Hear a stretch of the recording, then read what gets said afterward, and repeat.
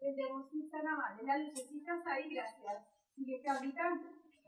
Bueno, es más extenso el documental, pero bueno, lo pueden bajar de internet, es muy fácil de ubicar, porque dura más de 40 minutos, pero un poquito como para tener una visión y para poder refrescar quién fue, ¿no? No sé si todos aquí conocían un poco de la existencia de Parravicini o alguien que no sabe nada. Bueno, entonces más o menos para tener un pantallazo de quién y ubicarnos en el tiempo, ¿no?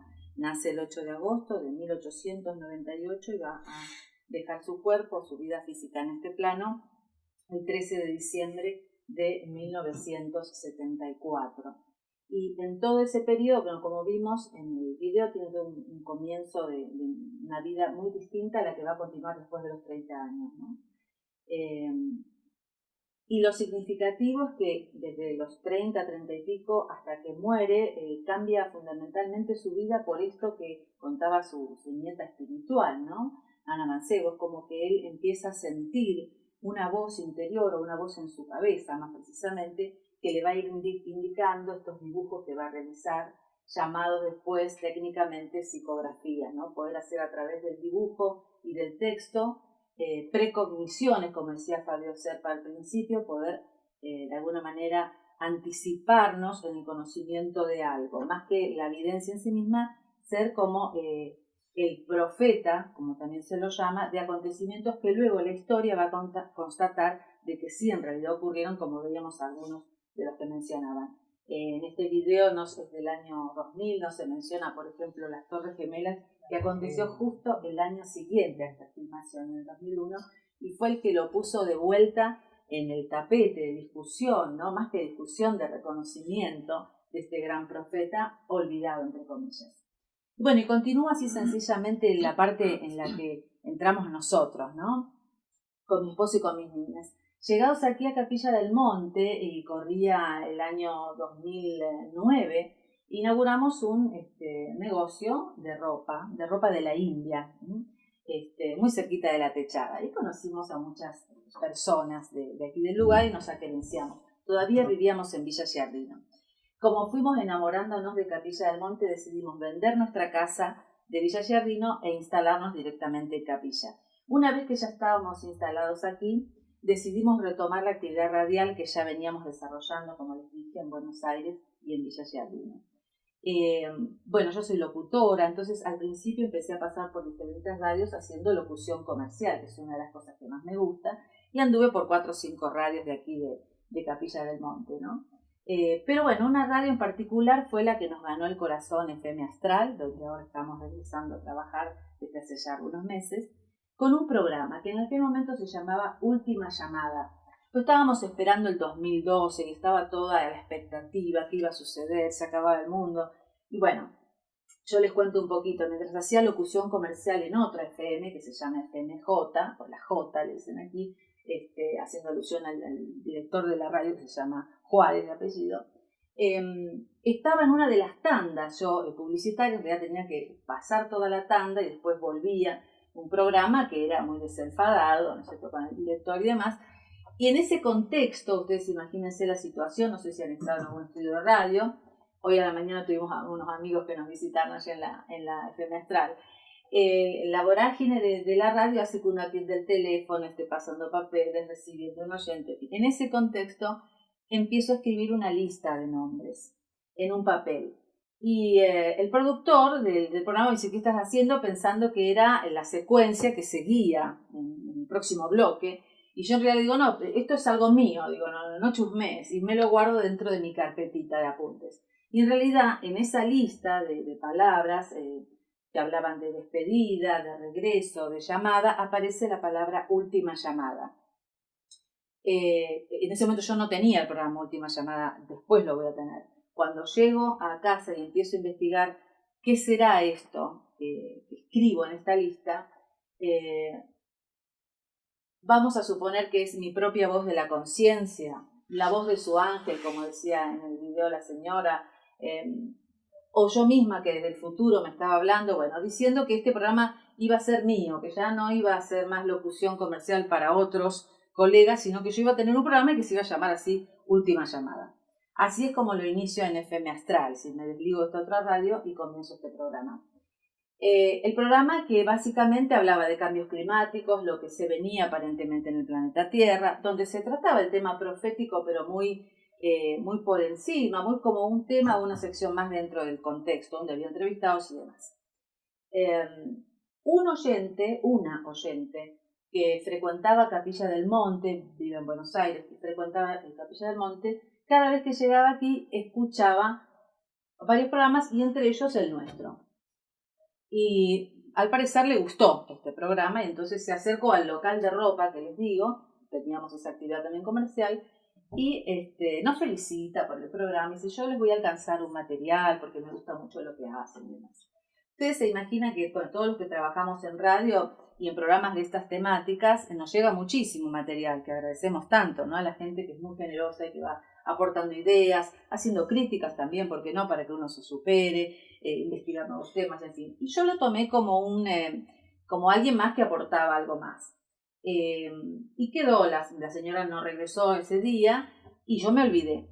En otro momento, a los pocos días, yo llego al local y mi esposo me dice, ¿no sabes quién estuvo por acá? Estuvo nuevamente la señora, que por favor te quedes porque ella va a traer un material y quiere que estemos los dos. Bueno, efectivamente, al día siguiente aparece esta señora y como ya se estaba regresando a Buenos Aires, no quería retirarse sin dejarme el material. Dice, esto es para ustedes, chicos, yo siento que se los tengo que dar a ustedes y ustedes sabrán qué hacer. Y pone esto arriba del mostrador donde yo vendía la ropa de la India. Digo, bueno, muchas gracias, señora. Es un sobre igual a este, solo que este es una réplica de este porque yo no puedo decir quién es mi fuente, por eso no tiene remitente. Y me dice, abrilo. Entonces en ese momento yo lo abro y me encuentro con fotocopias. Acá hay algunas más chicas, algunas reproducciones que hicimos, pero el tamaño en realidad de las que ella me entrega es como este. Ahora igualmente las voy a ir pasando todas. Lo que pasa es que yo he trabajado para hacer los cuadros con algunos de este tamaño y ya están manchados y bueno, los que ella me entregó sinceramente los tengo aparte, pero lo que traigo es exactamente lo mismo, pero nada más que lo hice en una reducción, ¿no? Un poquito más pequeño. Ahora los voy a ir pasando para que los vean. Entonces yo miro el material y le digo, pero señora, ¿qué es esto? Esto me suena a Parravicini. Claro que sí, dice Parravicini. Y claro, por haberlo tratado en el programa junto con otros profetas, las profecías de San Malaquías, estábamos cerca del 2012, estábamos en realidad hacia finales del 2011, esto que les cuento, ¿sí? A finales del 2011. Era atractivo fijarse en las profecías que decía Nostradamus sobre el fin del mundo, Apocalipsis, íbamos por supuesto al Apocalipsis de San Juan y demás, ¿no? Ahí está pasando luz. Ah, buenísimo, ahí están todas para que las puedan ir viendo. Están en general dibujadas en carbonillo, ¿no? Los originales. Recuerden que yo conservo solo fotocopias originales, los originales los tiene mi fuente. Entonces le digo a la señora, ¿usted qué quiere que hagamos con esto? Porque tenemos un programa de radio, nosotros no. ¿Cómo hacemos? En radio sí se pueden leer los textos, pero el dibujo, o sea, no es televisión. Tal vez no seamos las personas indicadas, ¿por qué no usted no hace una publicación?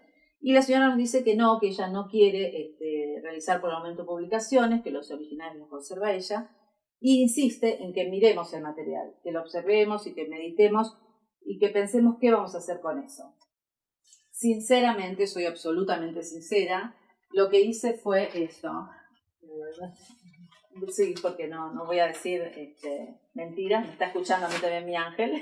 Hice esto y lo metí, vieron que el mostrador tiene abajo un lugar donde uno pone todas las cosas para si aparece la FIP y todas esas cuestiones. Entonces, junto con todos los libros que yo llevaba de contabilidad, metí el sobre y quedó.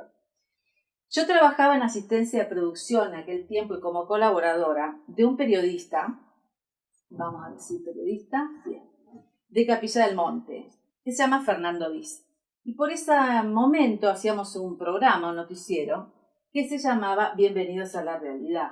Y yo había colaborado en otro programa de él también, que se llama Cielos Profundos, que aún continúa por otra FM Gente. Estaba llegando al local este periodista y le digo, Fernando, llegaste justo, porque él realmente era un especialista en esos temas, profecías y demás. O al menos eso decía. Y entonces le digo, mira, Fernando, tengo un material que yo sinceramente no sé si será o si no será. La señora me ha dejado fotocopias. Ella dice que tiene originales. ¿No me haces la gauchada y te fijas a ver si realmente esto es? Porque antes de despedirse, la señora me dice, fíjate el año, porque lo que te estoy dando no está publicado. Entonces yo miré el año, claro, y decía BSP, Benjamín Solari Parravicini, 73. Y en casi todas, salvo en alguna que dice solo marzo, en casi todas decía 73. Pero yo en ese momento ni me acordaba en el año que había fallecido Parravicini, ni hasta cuándo estaban las publicaciones de Pierre. Y me dice, no, querida, fíjate que él muere en el 74 y hay publicado hasta el 72. Lo que yo te estoy dando no está publicado en ningún lado. Y se va la señora del negocio. Entonces le comento esto a mi colega, la persona con la que yo trabajaba, y me dice, mira, Clara, dámelo. Y así lo saqué de abajo del mostrador, como les estoy contando, y se lo doy. Y le digo, bueno, llévatelo y fíjate, haceme la gauchada, sí, como yo lo miro y después te lo doy. Ese sobre nunca más lo volví a ver, porque esta persona realmente descubrió, se tomó el trabajo, y realmente muy valioso trabajo, lo cual le agradecí mucho, de fijarse y de buscar todo lo que estaba publicado, y realmente se dio cuenta y descubrió que era inédito, y que era un material realmente muy bueno. Pero regresó al local, y después nos vimos también en la radio donde trabajábamos, y me dijo, mira, lo que tenés en tus manos es realmente oro en polvo. Y tenés que hablar con tu fuente, si es posible me la vas a presentar y lo tenemos que publicar. Porque esto tiene que darse a conocer. Hablo con la señora y la señora me dice, no, yo no quiero publicar y yo te había aclarado que ustedes tenían que disponer del material. Y por favor te pido que tu amigo te devuelva el material porque yo te lo di a vos, no a él. Medio que me retó. Sí. Y bueno, en ese momento, claro, yo trabajaba con él, era su compañero y no tenía por qué dudar de que realmente me iba a hacer una gauchada, ¿no? Como decimos acá en Argentina. Bueno, esta persona lamentablemente no entendió el mensaje, o él lo entendió desde otro lugar, de que con esto no se debe lucrar, que en realidad en este momento planetario la tarea nuestra pasa por otros lugares con la difusión de esto, y realmente vio la oportunidad de hacer dinero con eso, ¿no? Entonces se quedó con esas fotocopias. Acto seguido llamé a mi fuente y le dije, bueno, la vamos a bautizar Rosa C, como yo la bautizo en la radio, no es su nombre verdadero, pero respeto, ¿no? El periodista tiene siempre esa ética de guardarse la fuente cuando la fuente así lo pide, ¿no? Entonces la vamos a llamar Rosa C. Le digo, mira, Rosa C, no, ni modo, le quiero pagar por el trabajo que se tomó, sinceramente, porque fue unos cuantos días, ustedes saben que hay más de 1000, no se sabe exactamente cuántas son, algunas ya están publicadas y demás, y otras están en manos de particulares, y él no quiso aceptar la paga que podíamos llegar a hacerle con mi esposo, porque en realidad él iba por más. Obviamente, firmar con una editorial como Pierre, de repente ya son otros números, ¿no? Así que bueno, ahí quedó el señor Fernando Diz con ese sobre. ¿Por qué cuento esta anécdota? En mi corazón ya perdoné esta pequeña traición, pero la cuento por esto. En realidad fue una ingenuidad de mi parte, porque esto es como en la película del Señor de los Anillos. No sé si la han visto, ¿no? El que tiene el anillo a veces despierta lo más bueno que hay en uno, ¿no? Lo más loable o lo más miserable. Pareciera ser que con las psicografías de don Benjamín Solari Parravicini ocurre lo mismo, como que hay un detonante o de avaricia o de altruismo en la gente, ¿no? Gracias a Dios parece que a mí me tocó el lado del altruismo, y como yo siempre digo, en realidad uno se ayuda a sí mismo, ¿no? Cuando intenta ayudar a otros. Bueno, en realidad esta anécdota la cuento porque tal vez ustedes, mientras van por Valle de Punilla o mientras van por Buenos Aires o por otras ciudades, tal vez se encuentren con material y digan, lo que nos mostró Claudia Banchi no es exclusivo de ella ni es inédito, porque yo no sé dónde fue a parar ese sobre, ni qué hizo este señor con ese sobre, porque a su vez se organizaron otras conferencias y otras cuestiones donde tengo entendido que se muestra el material, pero que de repente pueda llegar a salir una publicación que no autoriza la fuente, material que por mi torpeza de entregar el sobre ocurriría. Cosa que, bueno, ya eso será para él, evidentemente, un problema legal, ¿no? Porque la señora no autoriza, ella tiene los originales. Pero lo comento porque hay una de las psicografías que hoy no traje pintada, que es la de Córdoba, que habla que luego vendrá la paz, luego de mucho fuego, a la tercera hora llegará la paz para Córdoba. Y a ver si se puede ver. Esa ya fue mostrada en una conferencia en la cumbre por el señor Brad Hunter. Y ese material inédito es el material que yo les cuento que no me devolvieron a mí. Bien, hablo con la fuente y le digo, mira Rosa C, no me lo van a devolver, así que yo te pido perdón, pero sinceramente no estuve a la altura, no estuve a la altura de lo que vos me estabas pidiendo. Y esta es una de las que ya andan circulando, pero bueno, en conferencias que hay que pagarlas y bien pagadas, ¿no? No está acá en este momento. En este momento no está. ¿Qué dice Claudia ahí abajo? Dice, Córdoba la docta dará palabras y hechos que asombran, fuego y luchas hasta la tercera hora, luego paz. Bueno, con los acontecimientos de finales del año pasado, algunos asociaron esos eventos, ¿no es cierto?, con esta psicografía, podría ser. Otros hablan de los grandes incendios forestales por el tema del fuego. Yo no soy una erudita interpretando psicografía, simplemente ahora les voy a contar cómo llego al color. Lo que hago es compartir el material y hacer siempre una conexión desde lo solidario, como bien hacía Benjamín, que hizo toda su vida eso, ¿no? Pero bueno, el trabajo psicográfico, el dibujo psicográfico y los textos están para la libre interpretación, aunque a veces son un calco fiel de la realidad, como veamos antes el caso de las Torres Gemelas. Ahí está en color. ¿Podrías repetir el texto? Córdoba, la docta, dará palabras y hechos que asombran, fuego y luchas hasta la tercera hora, luego paz. Escribía en general la palabra paz en latín, siempre terminando con eso, ¿no? Hay acá algunas que... Si no pasamos, Claudia, si querés ir pasando la Sí, cómo no. Bueno, la cuestión es que le digo a la señora que me disculpe y ella me dice, no te preocupes, te voy a volver a mandar, ya estaba en Buenos Aires ella, te mando de vuelta el sobre y te mando fotos, que ahora les voy a mostrar. Esos cuadros que dicen que no se encuentran en ningún lado, la señora tiene los cuadros, tiene algunos de los cuadros en su casa. Pero sí te voy a pedir un favor, me dice, nena. Ya no des más el sobre a nadie. Yo te dije que eso es para vos, para tu marido, para las nenas, y fíjense qué hacen. Bueno, yo empiezo de acá, corazón, vos si querés andar mirando o váyanselas pasando. Y paso por este lado la carpeta también, donde hay fotos. Van a ver que hay una foto que ella me manda, que es de la tapa de la carpeta, una carpeta número 6, donde están las psicografías. En general son hojas tamaño de las grandes de dibujo, y salvo dos, que son estas dos amarillas de acá, que corresponden a un anotador pequeño que Parravicini se llevaba a su mesa de luz. Cuando él entraba en trance, a veces eran las 2, 3 de la mañana, se sentaba en la cama y a oscuras agarraba la carbonilla y este anotador y empezaba a dibujar. Luego se quedaba dormido, a la mañana despertaba, reaccionaba, miraba la mesa de luz y se daba cuenta que había estado psicografiando. Lo hacía absolutamente en trance, ¿no? Conectado con este mundo invisible del que habla la nieta, y guiado en un primer periodo por su ángel tutelar o su ángel de la guarda, Fray José de Aragón, ¿no es cierto? Monje franciscano, que parece que es el que se comunica con él en la primera etapa. Después va a haber como 2 etapas más en la vida de él, donde los estudiosos dicen que tiene conexiones con otras entidades del astral, que le van pasando información. Por eso hay como periodos marcados en los dibujos, donde uno dice, no parece que es Parravicini, parecen dibujos distintos, porque son distintas entidades que ingresan y que a través de su mano van psicografiando las distintas profecías, ¿no? Al parecer, bueno, si nos basamos en estos estudiosos de los periodos en la psicografía, las del 73 tal vez no pertenezcan a su ángel tutelar, o tal vez sí, no lo sabemos, son inéditas y no han sido estudiadas todavía a fondo como para poder discriminar.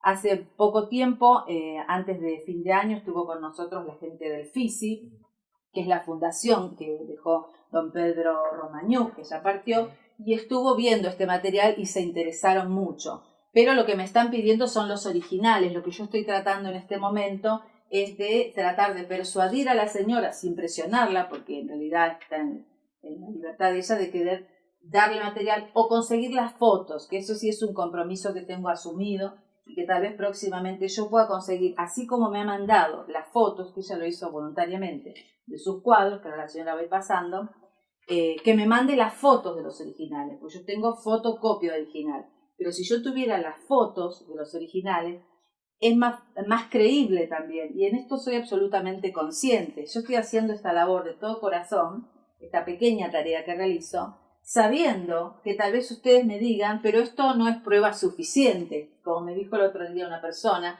vos podés haber dibujado todo esto. Y bueno, flor de karma que yo me ganaré también si hago semejante cosa, ¿no? Pero bueno, mi ángel, como les dije antes, que me está escuchando, sabe que no miento. De todas maneras, no me interesa convencer a nadie de nada, pero sí sé que tengo que cumplir esta tarea, porque por algo llegó esta señora al negocio y no fue a otro lado. Vaya a saber qué virtud escondida habrá encontrado en nosotros, porque sinceramente hay gente que tal vez estaba mucho más preparada desde lo intelectual que nosotros, debo reconocerlo. Tal vez este periodista, que todavía se lamenta de no haber recibido él, en primer lugar, la visita de la señora, tal vez él intelectualmente estuviera más preparado que nosotros, pero tal vez haya algún otro ingrediente que desconocemos que hace que seamos nosotros los que tenemos esta tarea, ¿no? De la difusión de este material. Disculpen, ¿ustedes tuvieron la posibilidad de ver los originales o en algún momento? No. No está la opción. Esa es la parte que todavía me queda como... Lo que pasa es que Sí. nosotros nos desplazamos a Buenos Claro. Aires. Pero Claro. si tuvieran Los la originales los tiene mi fuente en Buenos Aires. Ella vive en Buenos Aires. Lo que yo no tuve acceso directo a esa carpeta. Y ahora les voy a contar cómo llega la carpeta a manos de la señora, ¿sí? A manos de Rosa C. En la Navidad del año 1983, es decir, hace 30 años se cumplieron el año pasado, ella estaba en el departamento que había sido de Benjamín Solari Parravicini en México 881, en el barrio de San Telmo, y estaba en esa fiesta familiar porque había sido invitada por la dueña de casa en ese momento, en el año 83, que era su hermana directa, y su cuñado la invitan. Y durante la cena navideña invitan a la portera del edificio, la abuela María, a que suba a compartir con ellos. La abuela María era la esposa de don Generoso, y Generoso fue el íntimo amigo de Benjamín Solari Parravicini. Fue, por ejemplo, el que lo acompañó a testificar en la Universidad de Kennedy, a decir que él había había viajado en una nave por los cielos cuando lo levantan, lo abducen en la avenida 9 de Julio, por ejemplo. Estaba muy íntimamente ligado a Benjamín. Una pregunta, Claudia, ¿qué edades tenían Generoso y Benjamín? ¿Eran contemporáneos? Sí. De hecho, cuando Benjamín cuando él busca independencia, digamos, busca irse a vivir solo y alejarse un poco de la vida familiar, porque sinceramente la familia no lo interpretaba, lo mal juzgaba y pensaba que estaba loco, sinceramente. Él empieza a buscar departamento y lo cuenta en forma de cuento en esta carpeta que está circulando. Hay fotocopias de cuentos que él mismo escribe.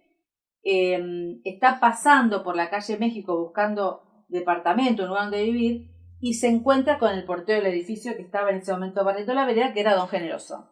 Y si usted no sabe si por aquí alquilan, dónde podré conseguir algo, y Generoso es el que hace, digamos, las veces de intermediario para que él pueda conseguir el departamento en el que luego va a vivir ahí, en la calle México, ¿no?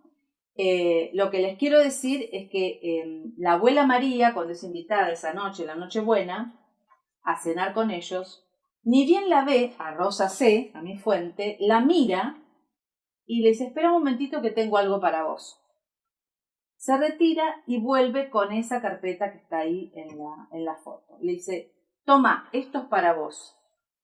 Rosa C. mira la carpeta y dice: ¿y esto qué es? Esto es un regalo que yo te hago por Navidad y perteneció a Benjamín Solari Parravicini, que vivió acá. Y esta señora no tenía ni idea quién había sido Parravicini. Entonces la abuela le empieza a contar, esto es lo que me cuenta a mí la fuente, le empieza a contar que había vivido en ese departamento, le empieza a contar quién era, le habla de las psicografías. todavía en el departamento en ese momento se conservaban los cuadros de los payasos, esos cuadros que ven ahí, que algunos se los quedó ella y otra la hermana de Rosa C. El mueble del que habla Ana Mancebo estaba todavía en ese lugar, el mueble que a veces se movía y se abrían las puertitas, por eso yo les dije presten atención. El mobiliario del momento de la película ya es totalmente distinto. Él tenía gustos muy refinados, había viajado a Europa, había estado en Bélgica y traía antigüedades y muebles de todo el mundo. Dice que ese departamento realmente era una exquisitez de una persona de un gusto exquisito, pero a la vez muy simple, una persona muy sencilla, ¿no? Entonces cuando Rosa C. pasa esa Nochebuena ahí, va descubriendo el mundo de Parravicini, porque lo va viendo, lo va oliendo, los aromas, las texturas. El esposo de Rosa C. No, quería, capaz que le voy a decir, eso también se lamenta porque dice que había pintado, No, sí. no, que había pintado cuadros sobre las paredes.